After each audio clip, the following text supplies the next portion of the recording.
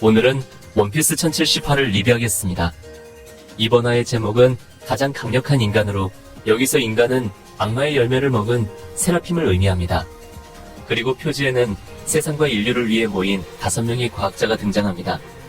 이 과학자들은 베가펑크 시적 클라운, 빈스모크 저지, 퀸, 그리고 처음 보는 여성 캐릭터입니다. 그 다음 본편으로 넘어가 루피는 센토마루가 당한 것이 자신이 말을 걸었기 때문이라고 봐 미안하다고 사과합니다. 센토마루는 루치의 공격에 무시하지 말라고 경계하라고 하지만 루치의 공격은 거셌습니다. 이어 세라핌이 시피제로를 공격합니다. 행콕 세라핌은 메르메르 열매의 힘을 쓸 줄 알았고, 미오크 세라핌은 특유의 검을, 징베 세라핌은 지형의 파도를 일으켜 펀치 공격을 가해 시피제로 요원들은 세라핌과 싸우려 하지만 쉽게 당합니다. 반면 카쿠와 스투시는 이 싸움에 참여하지 않네요. 행콕 세라핌은 처파와 징베에게 진공 로켓이 어디에 있는지와 어떻게 가는지를 알려줍니다. 이에 징베는 행콕 세라핌이 착하다고 칭찬했고, 행콕 세라핌은 얼굴을 붉히며 친데레 같은 모습을 보이는데, 이때 그녀의 모습은 진짜 보아 행콕 같습니다. 한편 루피와 루치의 싸움이 계속됩니다. 루치는 루피를 때릴 수 없었고 계속해서 고전합니다. 이 시점 베가펑크는 세라핌은 자신이 창조할 수 있는 과학의 정점이고 바다에서 가장 강한 인간이라고 합니다. 하지만 인공 악마의 열매가 각성할지는 장담 못하며 좀 더 많은 정보가 필요하다고 합니다.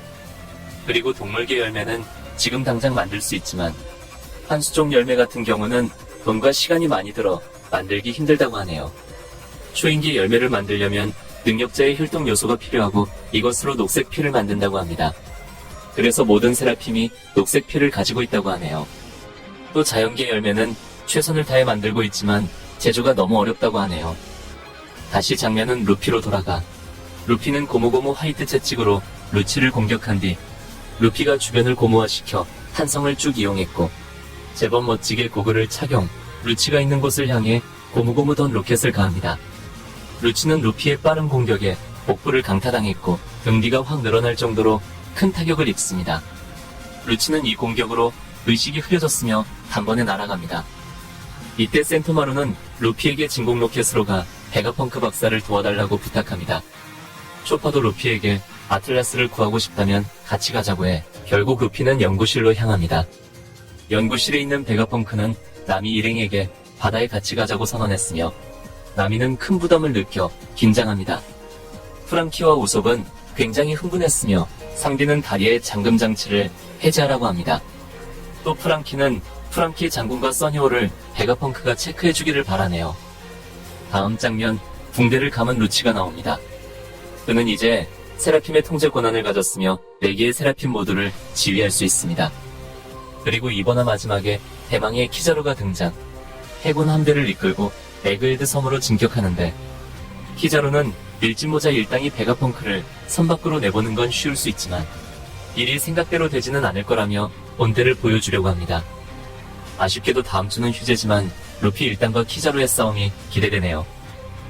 여기까지 1069화를 알아봤는데 이번에도 루치는 역시 루피의 벽을 넘지 못했습니다. 1068화에서 루치는 표범 능력의 힘을 각성해 루피와 팩이 대결을 펼칠 정도로 상당히 강해졌습니다.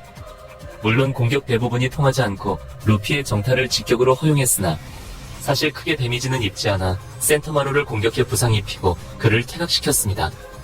하지만 강해졌다고 해도 루피가 제대로 싸우니 제대로 된 타격도 주지 못해 완벽하게 패했는데 루피가 이제서야 상황 같다는 생각이 듭니다. 루치가 살 길은 세라핌과 함께 연계해 싸우는 것뿐이며 루피가 너무 강해지는 바람에 루치와 세라핌이 같이 덤벼도 루피가 질 것 같은 느낌이 잘 안듭니다.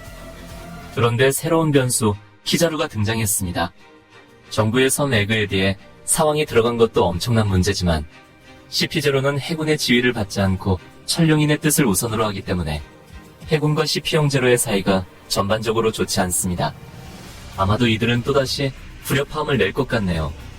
극장판 필름 골드에서는 루치가 아카이노와 대립, 루치는 천상금의 경호를 위해 해군 군함 열척을 요구했고 아카이노는 이를 어이없어 했습니다.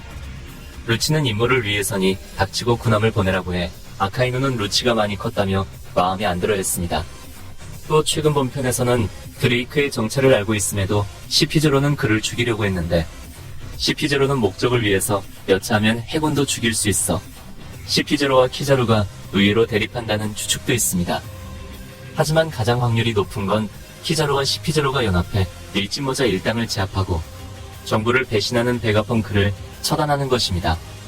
현재 많은 사람들은 루피가 루치와 세라핌을 상대하기 때문에 루피가 아무리 강하다고 해도 키자루까지 연달아 상대하기는 힘들 거라 봅니다. 그래서 조로가 단독으로 키자루를 상대하거나 조로와 상디가 힘을 합쳐 샤본디 제도에서 당했던 서력을 갚아주는 스토리도 예측합니다. 일부에서 키자루는 어김없는 최악의 세대 4명을 순식간에 제압한 뒤 일진모자 해적단 전체를 괴멸 직전까지 몰아붙였던 엄청난 강함을 선보였습니다. 레일리와 쿠마 둘 중 한 명만 없었어도 루피 일당은 지금쯤 임펠다운에 갇혔을 텐데 루피 일당에게 키자루는 그만큼 PTSD를 주는 존재입니다. 하지만 이번 편에서 키자루에 대한 서력을 완벽히 씻을 수 있는 기회가 왔습니다.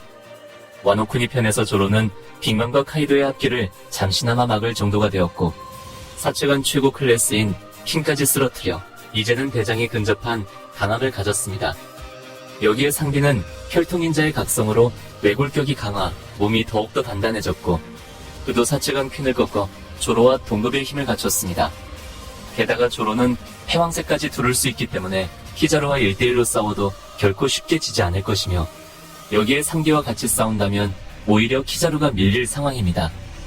이번 스토리 같은 경우는 항상 초반에 밀리던 루피 일당이 처음부터 정보를 이기는 새 스토리가 나올 것 같은 예감이며 루피 해적단의 현상금이 또 다시 오르는 기폭제가 될 것 같네요.